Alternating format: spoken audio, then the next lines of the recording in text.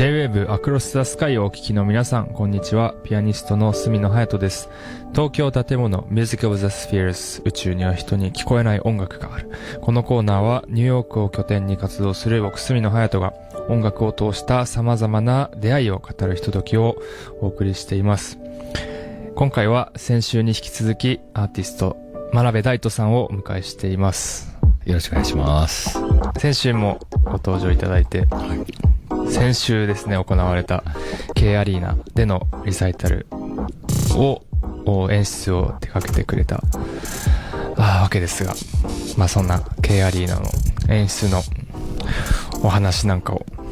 させていただきました。今週はそうですね、よりジェネラルな真鍋さんの活動についてちょっと伺っていけたらなと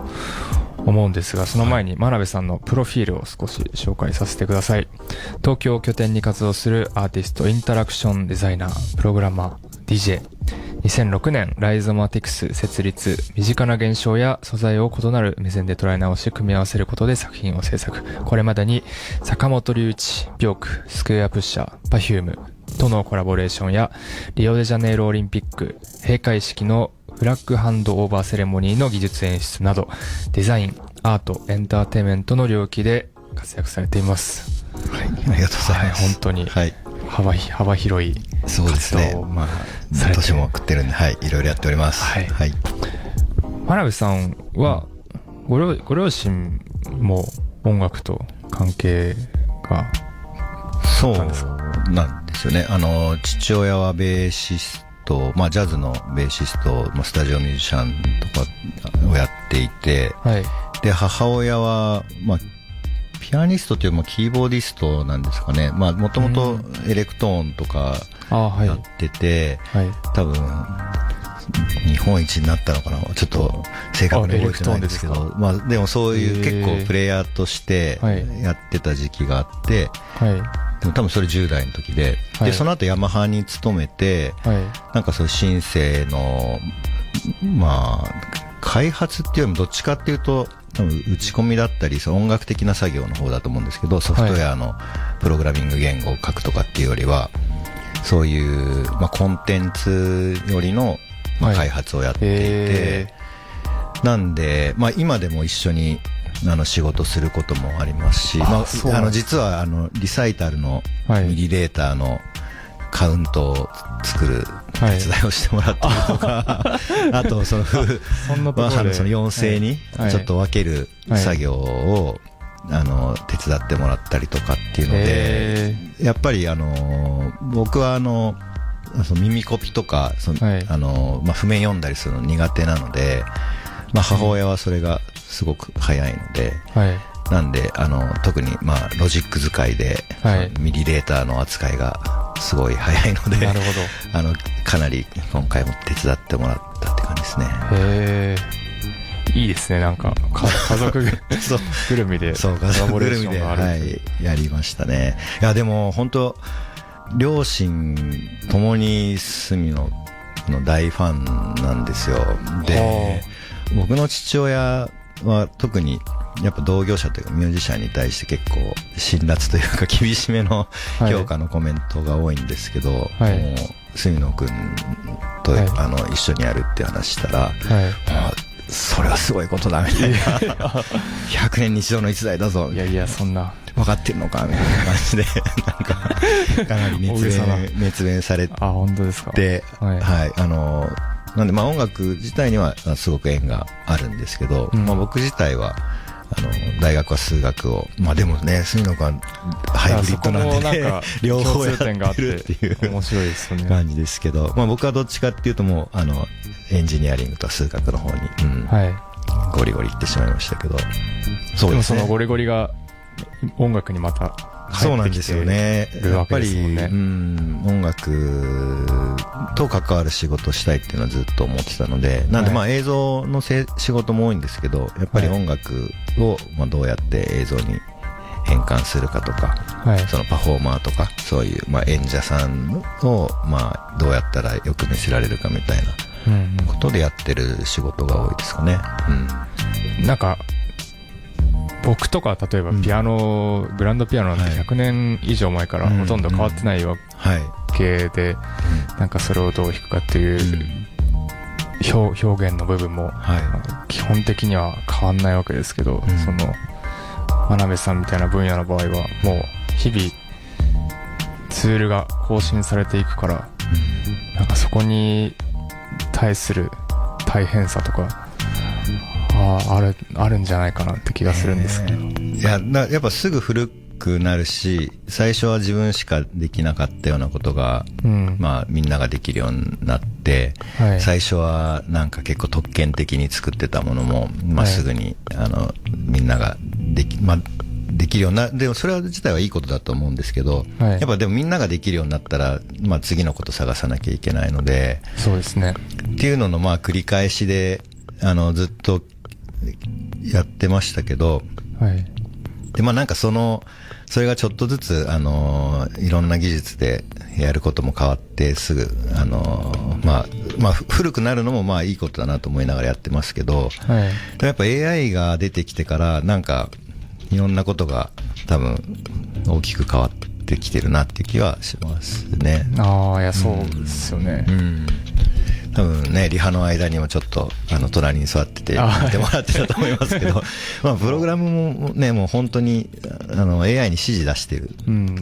のがメインになってきてるので、これはだから僕らはそういうのをねダイレクトに影響を受けるし、仕事もね多分やり方が変わっていくと思うんですけど、だからまあでもそれはそれで飽きないし楽しいですけど、いや逆にずっと何百年も前からあるものをやり続けて、しかもどうですかそっちの方が大変絶対確かに大変ですよね。その場合は比較対象が現代だけじゃなくて昔を参照することにもなるので、まあ確かにそれはそれで大変かもしれないけれども、いやすごいなと思いますね、本当に。まあだからこそそれを受け継いだ上で、その現代だからこそできることみたいなことも、その両立を考えたくて、まあまさに先週やった K アリーナなんかは、音楽の表現はアコースティックアナログ、完全なアナログだけども、それを視覚的には最新のテクノロジーが使われているというようなハイブリッドですよね、みたいなことは今後も興味があるところですが、ちょっとここで真鍋さんのセレクトで一曲聴かせていただきましょう。じゃあですね、僕がすごい好きなミュージシャンでディアンジェロって方がいたんですけど、まあディアンジェロが亡くなってちょっとトリビュートのリミックスを最近作ってかけてたので、それをちょっとここで流させてください。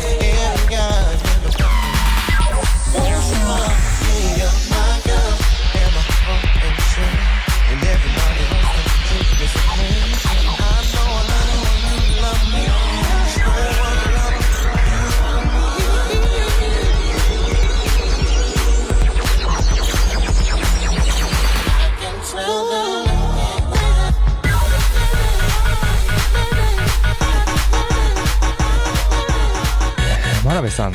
といえば、年内をもってコールドスリープ状態に入る Perfume のステージ、ライブ演出たくさん手掛けられてきましたけれども、はい、本当何年ぐらいコラボされてるんですか？初めてお手伝いしたのが2010年で、はい、で、僕がライブ見に行ったのは2008年とか9年ぐらいなんですかね。まだお仕事する前に。はいはい。だからそうですね。でもライブのお仕事をお手伝いするようになって15年ぐらいって感じですかね。僕も行きました。東京ドームかな。なんかこうコロナ前かとかぐらいの。そうです。多分2日目が中止になったやつとかかもしれないですね。それかもしれないですね。2月25日だと思いますね。2020年の1日目に見に行けて、いやー幻の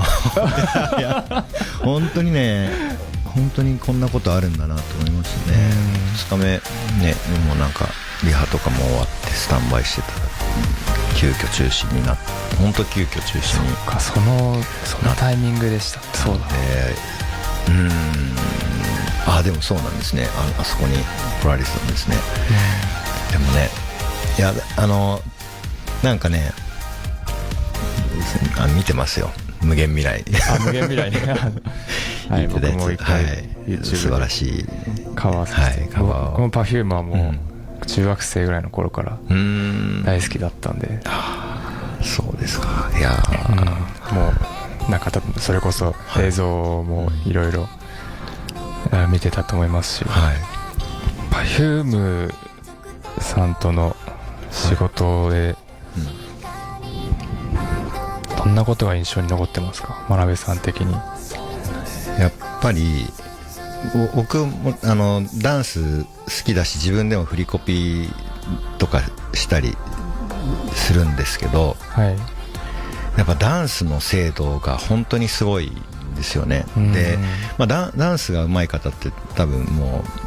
う歴史も長いし、もうそれこそたくさんいると思うんですけど、やっぱその3人一緒に踊ってバッチリ合うとか、あとやっぱデータにした時に例えばそういう骨格というかですね、関節とか関節の位置だったりとか、その骨の角度みたいなものを数値化して、それをデジタルデータにして数値化して映像にするみたいなことやるんですけど、なんかね本当に合ってたりするんですよ。で、僕らが作ってて気づかないこととかもすごい、彼女たちはもうなんか自分たちのダンスに対する時間解像度がめちゃくちゃ高くて、多分映像1フレずれてますみたいなこととかを指摘するんですよ。で、1フレっていうのは30分の1秒なんですけど、なんかすごく細かいズレとかも、彼女たちは気にして見てて、なんかこれすごいもちろん表現力もすごいんですけど、そのダンスの技術力とか、観察力の凄さっていうのを、一緒にやってて驚いたことがありますね。その表現力、技術力というか、やっぱシンクロ率はもう素人目の僕から見てもものすごいですね。なんかどうなってるんだろうぐらい。すごいですね。なんかだからこそデジタル的な表現がフィットするのかなっていう気もするし、そうだと思います。なんかデータにして、じゃあそれと同じように後で踊ってくださいみたいな時に、タイミングだけじゃなくて、そういう肘の位置と手の角度まで一緒みたいなのができるっていうのが、割となんか彼女たちってさらっとやっているので、そういうのあんまり気づかなかったんですけど、実際にいろいろと一緒にお仕事する中で、すごいなっていうのが、たくさんありましたね。なんかそれの解析が将来のなんて言えばいいんでしょう、ダンス科学みたいなものに生きたりしないですかね。いや、そういう分野があるのかどうかわかんないけど、でもなんか一回2011年12年にモーションキャプチャーのデータを撮らせてもらって、でそれを公開しようと、でオープンソースにしようって言ってやったことがあって、はい、でそのデータの使い方もソースコードをオープンソースにして誰でも使えるようにしてやってたんですけど、はい、そしたらやっぱそれを使って論文書いてる人とかも出てきて、で授業でも使ってもらえるみたいな風になったんで、いいですね。でもやっぱりそうですね、今住野君おっしゃったみたいになんかもっとたくさんデータを、これ実際にするのは難しいかもしれないですけど、データを解析するとなんか新しい踊りのなんかルールとかなんかそういうのがね、その音楽ほどないと思うんですよ。音楽ってかなりルールとかその残す手段が譜面とかたくさんあると思うんですけど、音楽もその体の動きという意味で考えるとそんなにそのデータ化はされてない感じは、そうですね。だから譜面は残ってるけど、伝承によってその先生からの伝承によってなるほど、その引き継がれている部分が結構あるような気もしますが、そうでダンスはでも本当になんか見ないとほぼ再現ができないみたいな、楽譜にするとかができなそうだから、多少は方法あるかもしれないけど、なんかねいろいろチャレンジしている例もあるけど、あんまりうまくいってないっていうか、それをみんなが使わないとやっぱ難しいと思うんですけど、音楽ほどはなんか浸透してない気がしますね。そろそろお時間になってしまったのですが、真鍋さんから何かお知らせあれば。お知らせ、そうですね、今週末に、タイのワンダーフルーツフェスティバルっていうところで、ちょっとゆるりと DJ をする予定があるので、もしいる方はぜひ遊びに来てください。ぜひ、はい、タイへ。来年も、実はとあるコラボが決まっていたり決まっていなかったり、そうですね、なんかあるかもしれませんね。引き続き今後ともよろしくお願いします。お願いします。ありがとうございます。ゲストは真鍋大斗さんでした。ありがとうございました。ありがとうございました。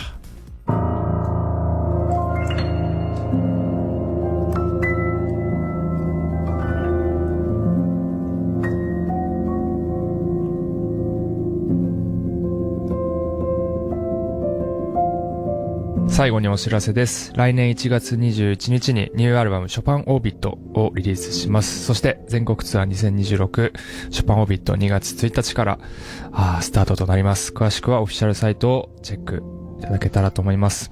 東京建物ミュージックザスフィアスではオリジナルロゴ入りノートを毎週5名の方にプレゼントします。Across the Sky のウェブサイト右上バナーのメッセージトゥスタジオからノート希望と書いてご応募ください。